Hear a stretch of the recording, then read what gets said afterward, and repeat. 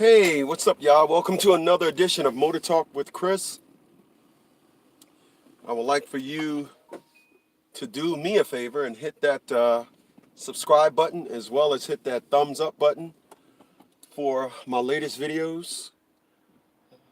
I wanted to create a car channel that wasn't just highlighting and reviewing cars, because I believe that a lot of cars that individuals do, they're not the cars that the average everyday person can drive. So what I wanted to do is I wanted to create a car channel that, in addition to highlighting cars, as a mechanic, a person that was in the military, I rebuilt a lot of engines. I know a car inside and out.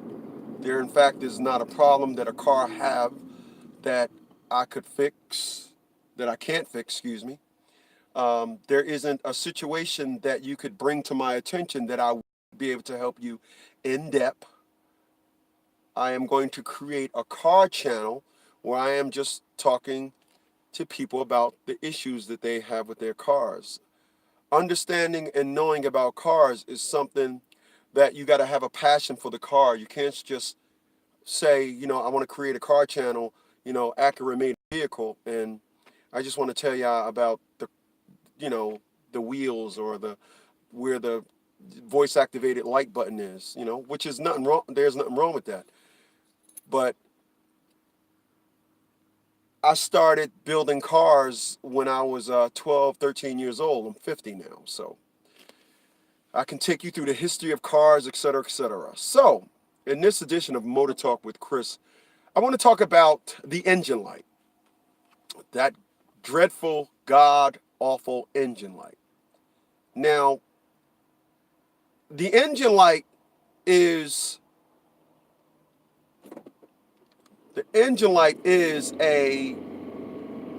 they call it, what we do is what we call lights on your dash, we call them idiot lights. And we call them idiot lights for a reason. And we call them idiot lights because two reasons. One, if yours go off, you're an idiot. And number two, we call them idiot lights because when they do go off, you overreact like an idiot. So I don't want to offend anybody when I say that. So in this edition of Motor Talk with Chris, I'm going to help you understand the engine light. Now, the engine light is connected to your computer. And just as you have a cell phone, it is a computer. And of course, your computer is a computer. But a computer does its job based on programs. And there are elements that are involved with the computer that will derail the computer from doing its job. It will cause that computer to, i.e., freeze up, not come on, etc., etc. Your car and your computer is the exact same way. You know how when you go up to a computer and a computer has a screensaver, it's the reason why that computer has a screensaver. A screensaver, what it does is it keeps the computer things going on. Just like in the human body, they say if you don't use it, you lose it. It's the same with a computer. If you don't constantly be using your computer, it's going to freeze up. You don't use it, you lose it. Now, a lot of you have engine light. Your engine light goes off and you panic. Your engine light goes off and you take your car to the dealer. But what I'm here to tell you is the first thing you always want to do with the car when your engine light goes on is have your battery checked.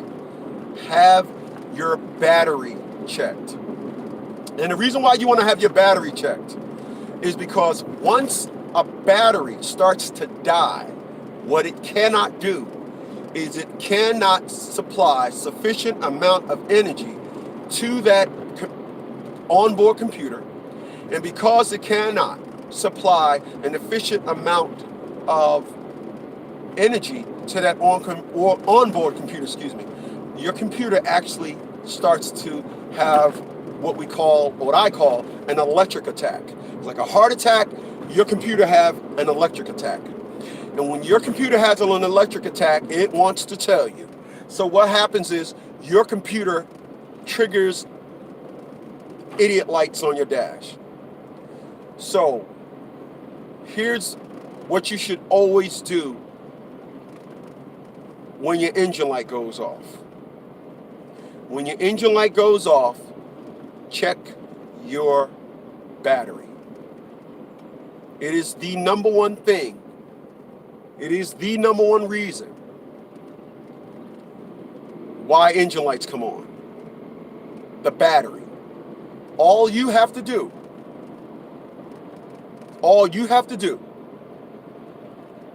is check the battery. How do you check your battery? Well, a lot of you, because you're not in the cars, you don't have a voltmeter at your house, which is completely understandable. And a lot of us that don't understand the AC and the DC current. So the best thing to do is simply take your car to an AutoZone or a CarQuest, a Napa Auto Center, Pep Boys, and simply just have them do a diagnostic on your battery. If they tell you your battery has a bad cell, your battery, whatever, it will most likely be the reason as to why your car is telling you that there's something that's wrong when in fact there isn't.